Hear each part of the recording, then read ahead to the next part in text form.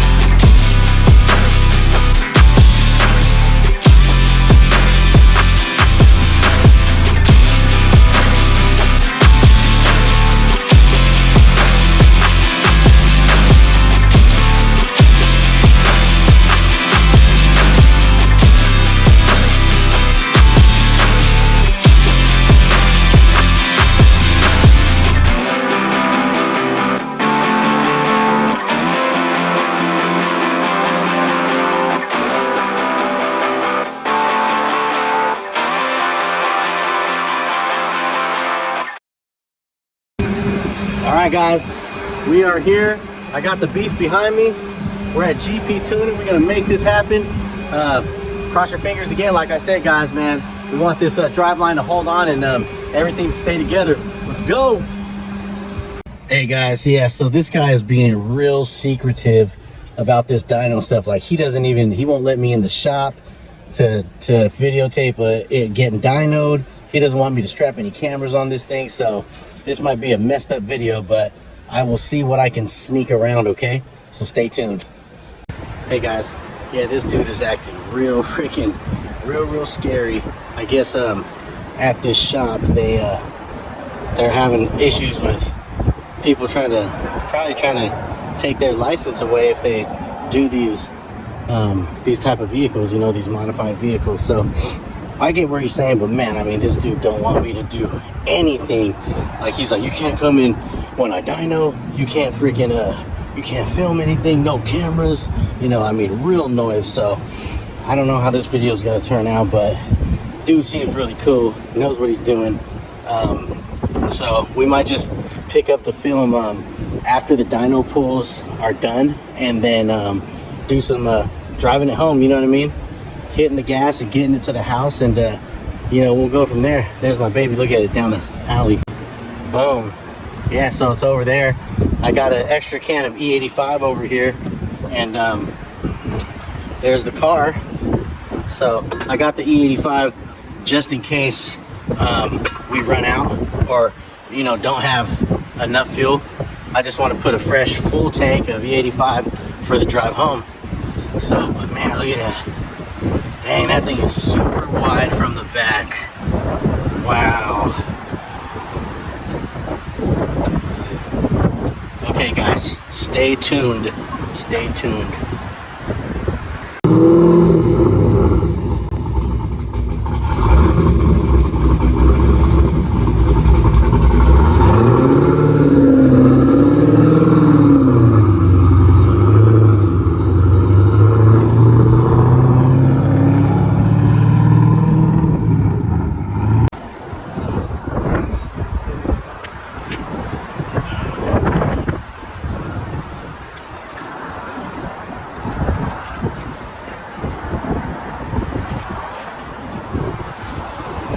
right, guys. Okay, guys, I got an update. Look, that's the AC belt. So the AC just locked up on us. Burned the belt clean off. So now I need an AC compressor. But the streetable tuning, drivability tune is going very well. They said that I guess this is a 4-wheel dyno, even though the front wheels aren't spinning.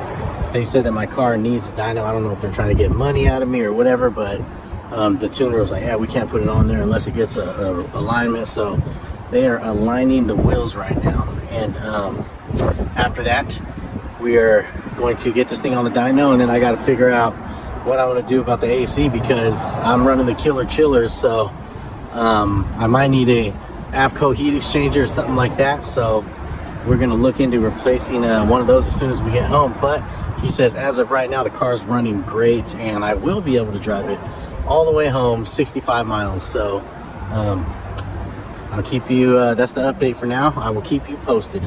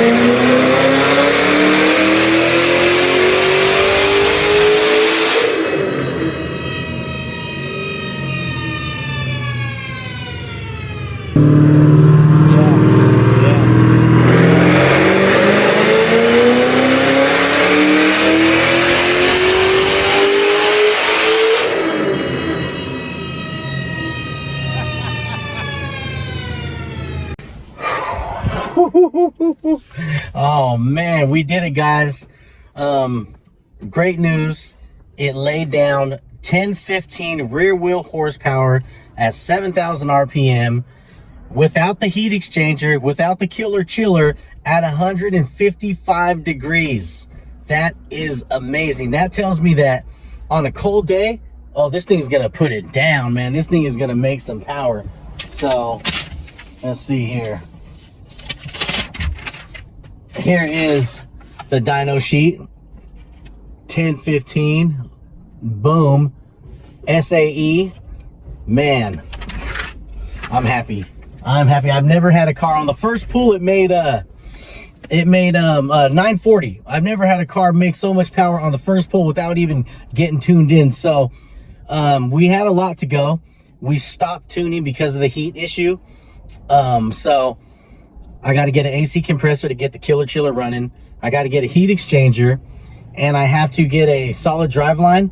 And once that's all dialed in, we're coming back and we're going to get on the dyno, and we're going to get that freaking, we're going to just see, you know, what it's capable of, because it has room for more power. So I'm just interested to see what it can really make. So we're going to head home right now. There's a ton of traffic right now.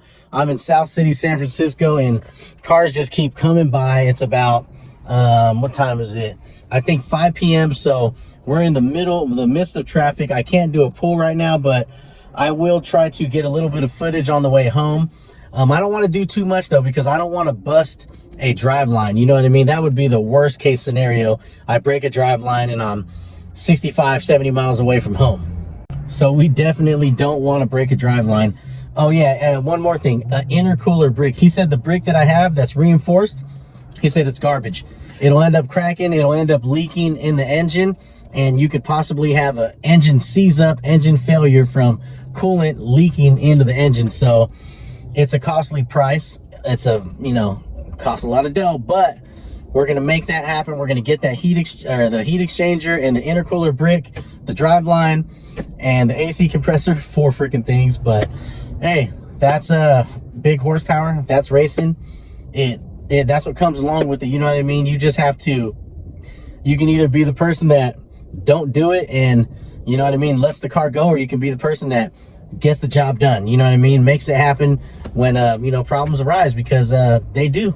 The life ain't perfect, and cars ain't perfect neither. So when you're making a lot of power, you know, parts get revealed that need to be ordered. So let's go. So far though, we're good. 1,000 rear wheel horsepower, 1015. Doesn't get much better than that, baby. All right, let's do it.